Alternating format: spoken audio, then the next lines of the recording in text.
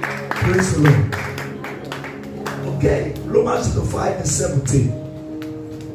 Reigning by grace, which is where Pastor was really hitting hard today.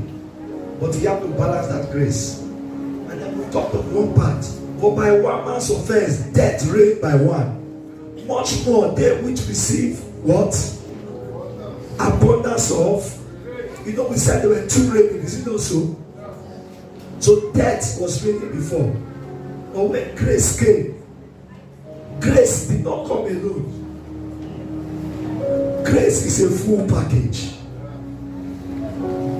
Grace is not just God's riches that we receive. We also received God's life. Hello? We didn't only receive God's gifts, we received God's life. Now, God's life is the gift of righteousness. That's why I called it what? A gift.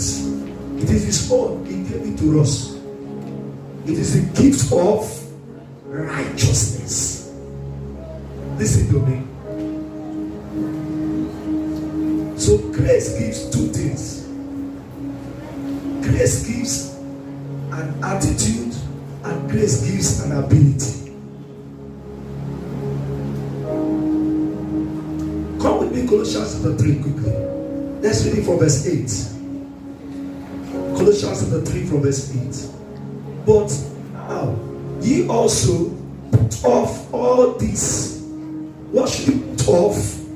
Anger, wrath, malice, blasphemy, filthy complications out of your. Hold on before we. Do you notice he said you put it off? Do you notice he said that? Who should put it off?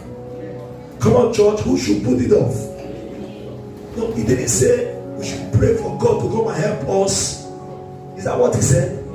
Who did he say should put it off?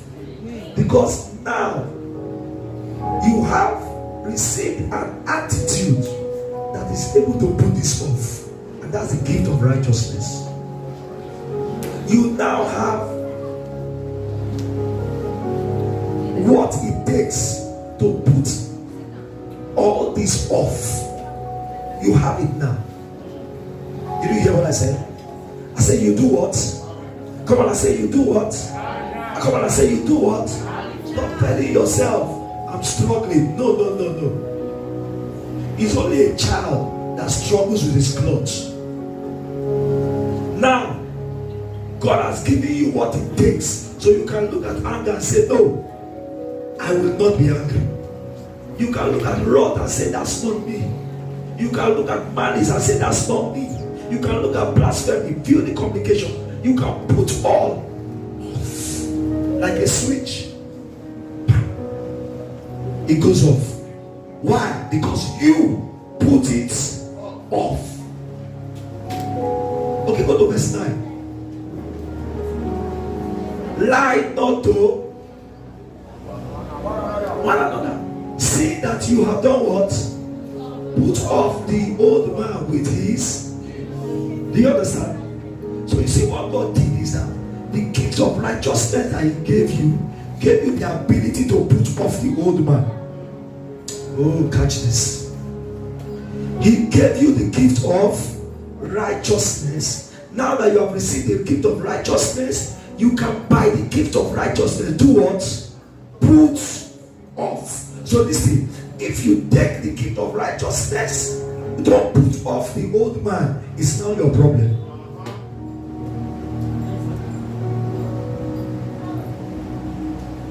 It's now your problem. And that's why you will not have an excuse to go to hell. Do you get it? Don't say, oh, Pastor, I'm trying. But you're only talking to a human being. God knows He has given you righteousness. And now that you have righteousness, light and darkness cannot dwell in the same place. So take righteousness and use righteousness to put this old man off. Let's there. And I put on the new man, which is what? You always come back to this place. Knowledge is renewed in knowledge After the image of him that what? In whose image was he created? Come on now, we have got there. In whose image was he created?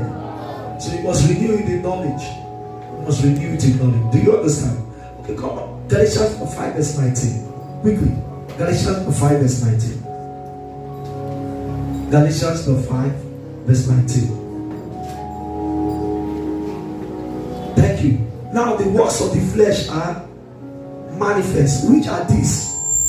Adultery, fornication, uncleanness, lasciviousness, go ahead, idolatry, witchcraft, hatred, variance, emulations, wrath, strife, seditions, heresies, envy, murders, drunkenness, revilings, and such like. Of this which I tell you before, as I have told you in time past, that they which do such things shall not inherit the kingdom of God. Now listen, since you have been given the gift of righteousness, you can't continue these things.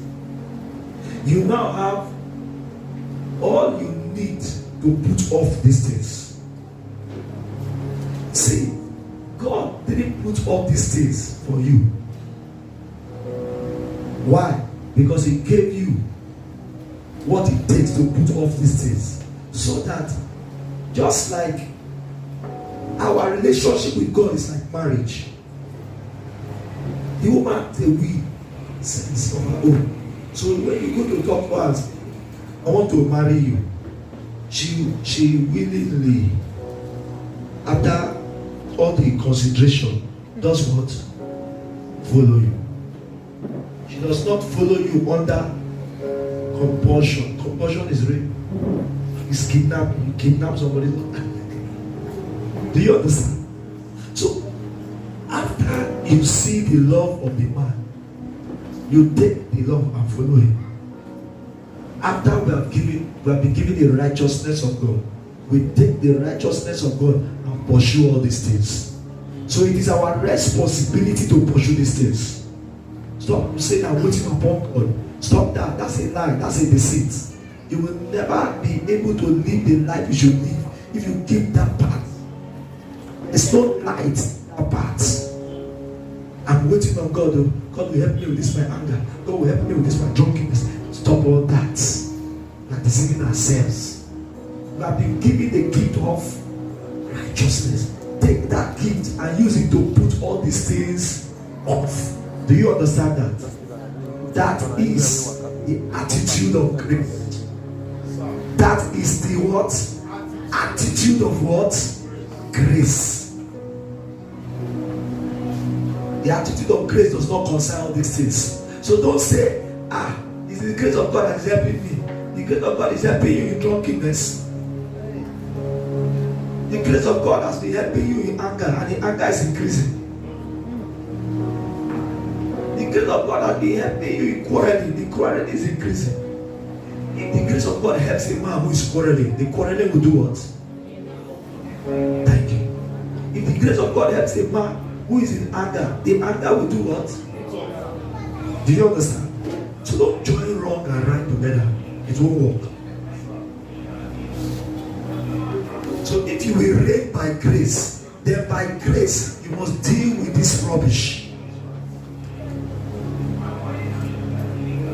One of the I call it most terrible. I'm looking for grammar. Now my wife goes home and don't go no verse. Most terribleness that happens to believers is that favor opens door for them, or character drives them from the room. Favor.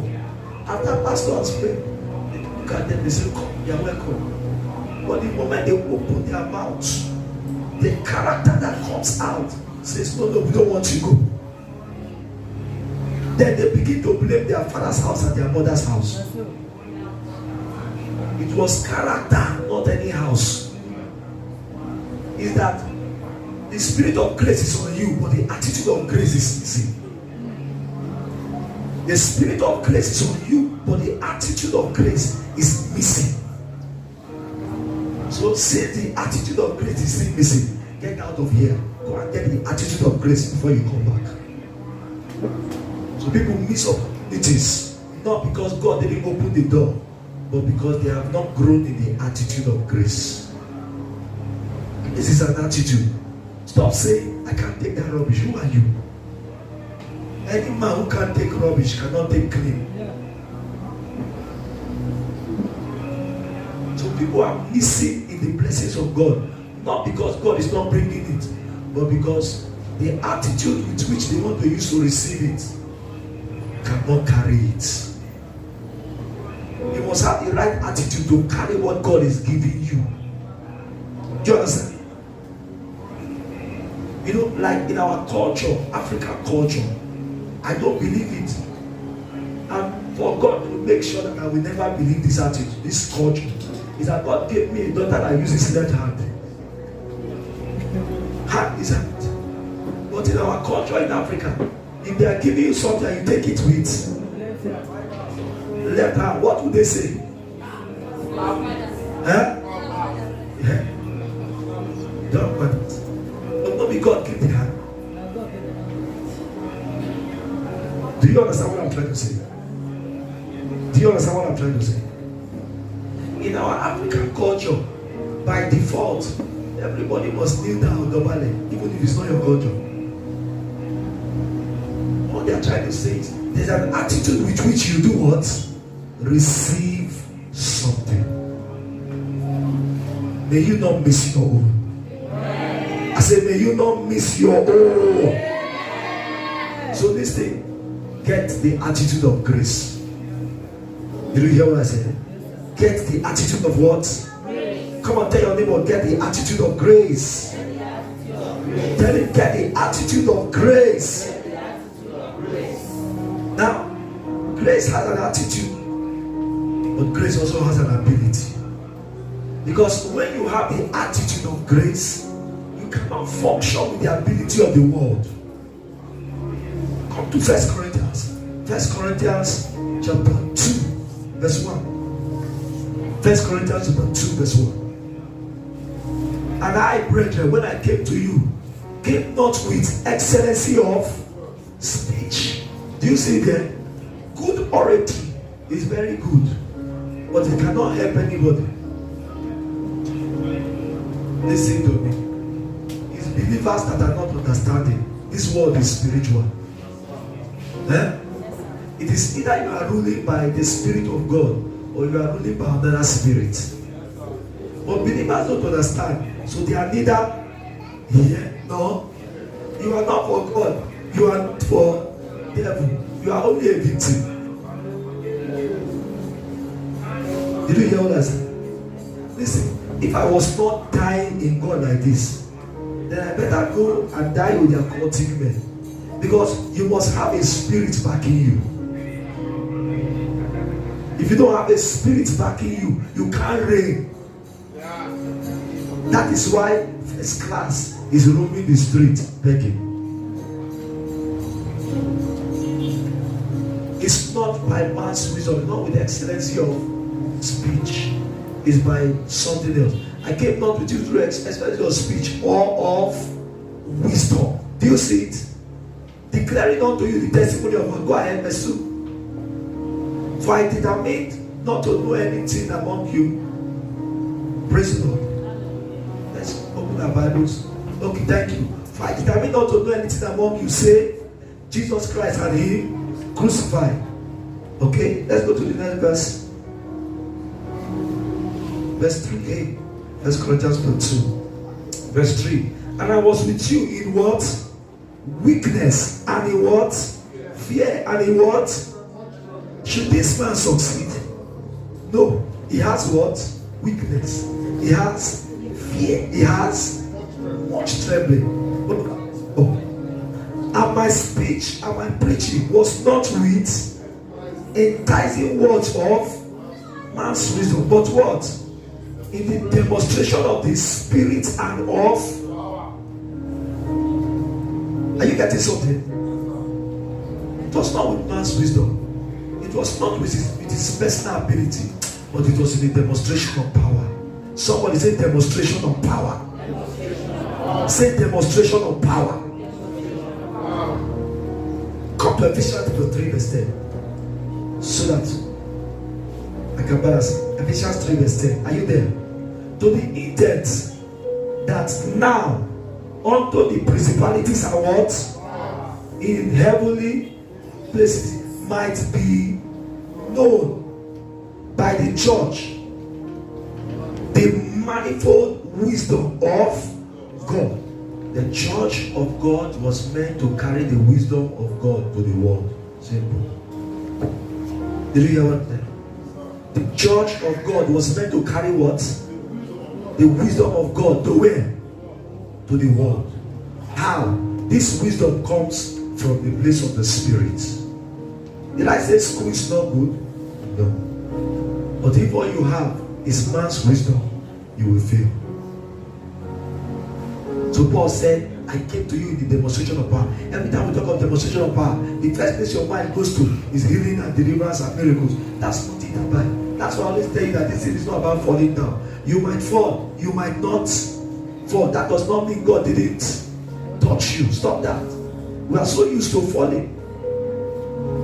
That does not mean God didn't touch you. Listen, this thing is spirit impacted.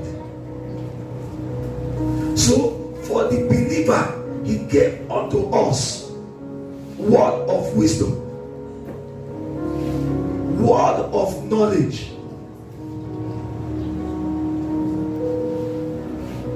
He gave unto us the gift of discerning of spirits. He gave unto us the gift of the working of faith. Is it not gift of righteousness you call the first one? But it's also a gift that he gave us. Listen, if you as a believer, you are not operating by the gifts of the wisdom of God, you are missing out in action. See, you are supposed to appear by the Spirit of God, understand where you are. So he gave unto Uri, he gave him exceeding great wisdom, so that he was able to do all that the temple needed to be done. When you go to the book of Isaiah, he gave them the spirit of wisdom, the spirit of knowledge, the spirit of counsel. Is that also the spirit of understanding? All these things are spirits impacted. Why? So that you can rule in your world. You are meant to rule by exceptional ability, and this exceptional ability are spirit impacted. Yes, we all went to the same school, but when you pick up your own trade and begin to do it, we are supposed to see an exception. Why? What brings that exception? Grace. Do you understand? They say everybody is a tailor, but excuse me, when you handle your own, you reign in your area. Are you getting me here? What makes you reign? The wisdom you get from the Spirit of God. It's not that you fell down. It's that you are eyes open, fully conscious, and yet operating by wisdom that this world cannot understand. When he said about Stephen, the Bible said he gave him a mouth and a wisdom that this world cannot resist. So it is not about falling down, rising and healing. Good, those things are good, but in your own field, you need the Spirit impacted wisdom to be able to reign. That is the only thing that will put you above the world. Don't you see Joseph? And Pharaoh said, where can we find such a man as this, in whom is the Spirit of God? What was the secret? By the Spirit of God, he told the man the interpretation of the dream. That's not where it stopped. But by the Spirit of God, he told the man the solution to the problem. So they say, this is my solution. What should we do? Put him there. That's the same thing. By the Spirit of God, Daniel ruled in his days. So when we are talking about impartation, we are talking about the Spirit of God pouring on you exceptional grace to be able to rule and reign in your area. Stop coming to tell me that they are using charms. You too, you have your own spirit. I say you have the Spirit of God. Come on, I say you have the Spirit of God. Stop coming to tell me that they are walking by the power of darkness. The Bible says you are meant to show the powers of darkness, the wisdom, the manifold. The manifold talks about the different-sided.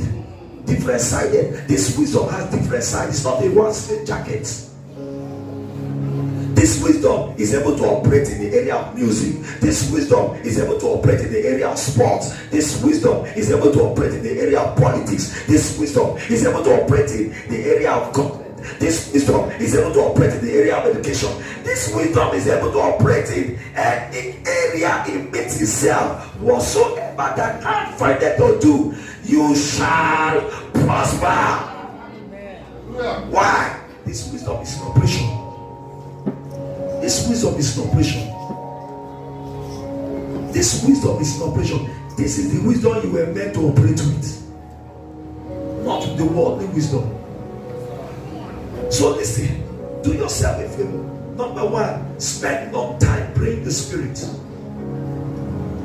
You activate this wisdom. The Bible says, "He that praying in an unknown tongue does not speak to man, but speaketh to God." But what is he speaking? He's speaking the will of God. Listen, as a man prays in the Spirit, there's a connection between the Spirit of God and his spirit. So there is a flow from that connection from the Spirit of God to his spirit. So listen, from his spirit, there is a connection from his spirit to his mind. Romans 12, verse 2 says that, "And be not transformed. Be not conformed to the world, but be ye transformed by the so that so that you may know what is that good, acceptable, and what? Who will know the will of God? Come on, who will know the will of God? So listen, when you spend time praying the Spirit, there's a transfer from the Spirit of God to your spirit, and there's a transfer from your spirit to where? Your mind, so that your mind can walk the will of God where? In this world. Oh God. Are you getting understanding? Yes, where do your mind walk things? In this world. That's why it's not about falling down.